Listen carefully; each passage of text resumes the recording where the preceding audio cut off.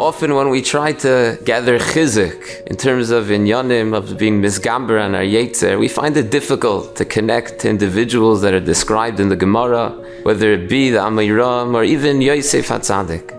But there are people that were misgamber in much recent times, people that had their own Vayimaens throughout the Deiros. We all know Reb Shimshon Pincus and the great heights that he reached. We're talking about an American-born boy in the 1950s. He was a person whose Shmiras Ha'einayim was something very, very central in his life. From a young age, he was very, very makbid on Shmiras Ha'einayim. One time, someone asked him why he's so careful always to take a cab rather than a bus. He says, how much money do people spend on glasses to have perfect vision? Why wouldn't I spend a few shkalim in order to spiritually save my eyes?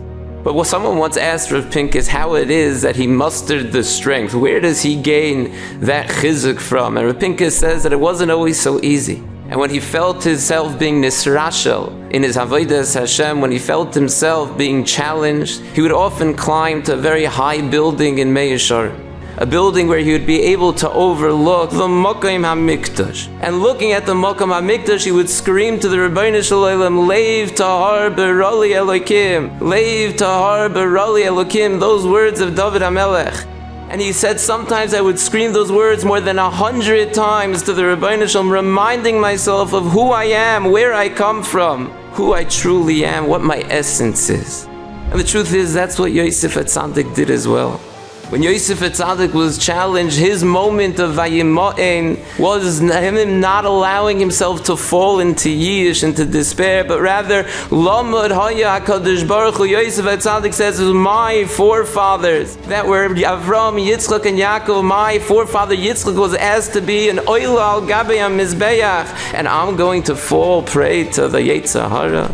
Yosef HaTzadik taught us, we don't look at how distant perhaps we have fallen, how far we have fallen, but rather we look at who we truly are.